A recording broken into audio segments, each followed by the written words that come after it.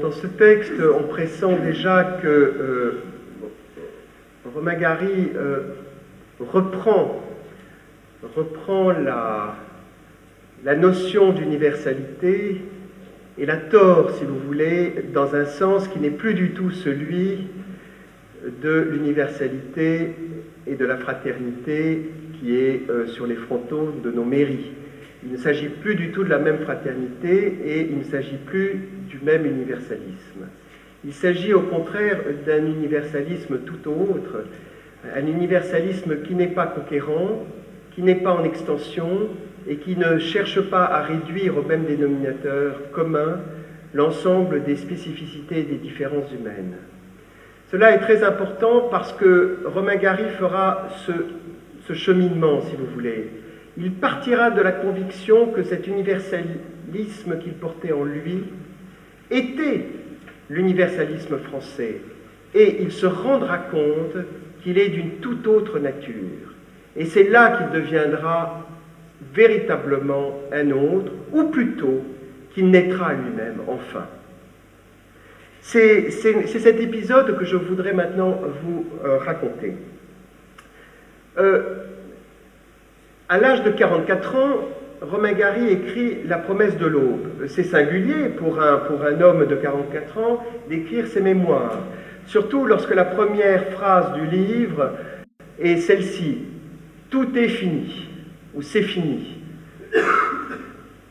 C'est comme s'il pouvait s'autoriser ce regard jeté sur lui-même et sur son histoire parce qu'il était déjà mort, parce qu'il était de l'autre côté, parce qu'il n'appartenait plus à la communauté des vivants.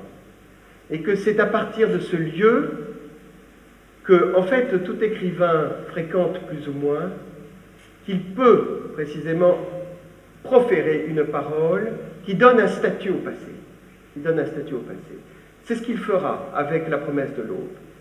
Et, écrivant ce livre, qui lui a beaucoup demandé, il s'est senti après totalement vide. Il n'a plus su quoi écrire et que faire. Il a connu quelques mois ou quelques années de très profond désarroi. Il avait peut-être eu le sentiment d'avoir tout dit, d'être finalement l'homme mort qu'il était devenu au moment d'écrire ce livre. Il était devenu tout à fait. Et, bon,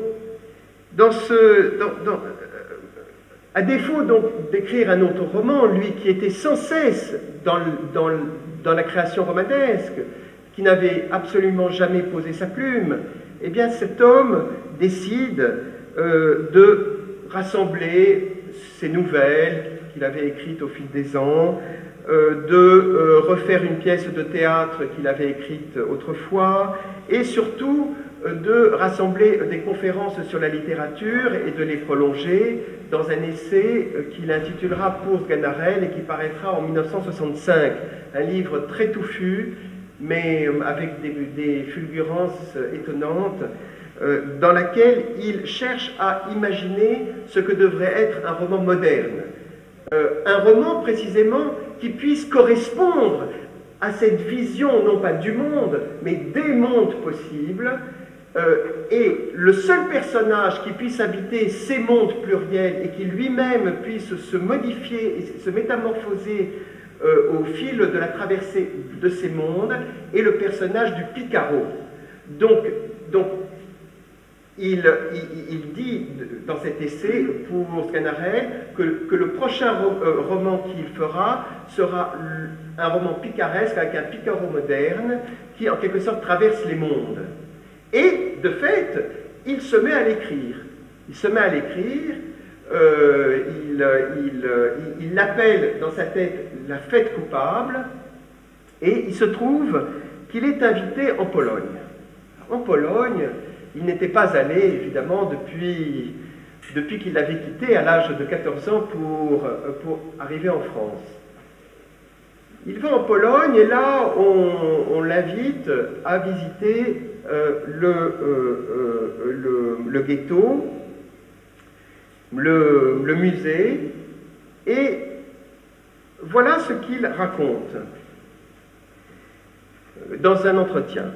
Étant un peu cosaque et tartare, matiné de juif, je me suis défini dans Tours Ganarelle comme une sorte de Gengis Khan. Et c'est le nom du personnage de mon prochain roman. J'ai parlé uniquement le russe jusqu'à l'âge de 8 ou 9 ans. Entre 8 et 13 ans, je parlais polonais et français. À l'âge de 11 ans, j'ai traduit des poèmes de Lermontov du russe en polonais. J'ai 4 ou 5 cahiers de poèmes écrits directement en polonais. Ma formation culturelle est française et je me sens français, sans complexe.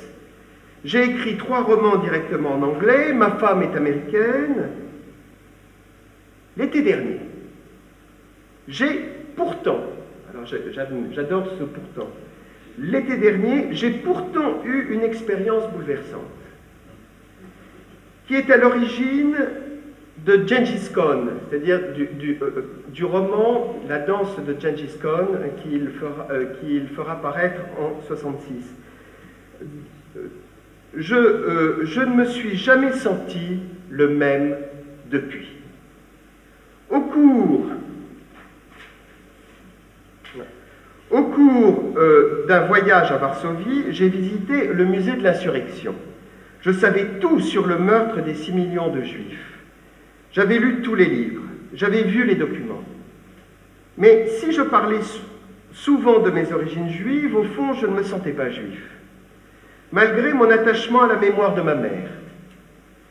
Or, devant la section du musée consacrée à la révolte du ghetto, je me suis soudain écroulé et je suis resté évanoui 20 minutes.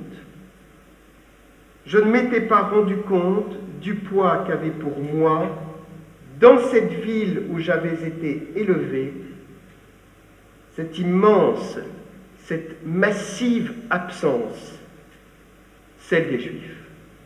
Fin de citation. Alors pourquoi je vous dis ça? Parce que il faut l'écouter quand il dit qu'il n'a plus été le même.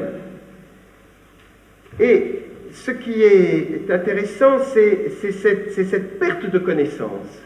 Cette perte de connaissance qui équivaut à une prise de conscience. La perte de connaissance est une prise de conscience. Et elle procède d'une forme de sidération. Et la prise de conscience est celle de sa judéité. Et de la surprise va alors naître l'emprise. Gary interrompt brusquement l'écriture de La Fête coupable. Et il se jette à corps perdu dans la rédaction d'un tout autre roman. C'est que c'est incarné à ce moment-là, à son esprit, Moïse Cohn, un naufragé fantomatique, revenu du royaume des morts, ressuscité des décombres, pour hanter le présent et lui rappeler qu'il a, lui, Romain Gary, du passé, charge d'âme. Dans la danse de Gengis Khan, qu'il écrit alors, Gary ne crée alors à toute vitesse que la première partie du roman, mais la seconde va être composée de l'adjonction d'une nouvelle qu'il avait écrite précédemment, qui était inspirée d'un poème d'Alain Chartier du XVe siècle, La belle dame sans merci, et les deux ensemble fusionnés feront ce roman étonnant.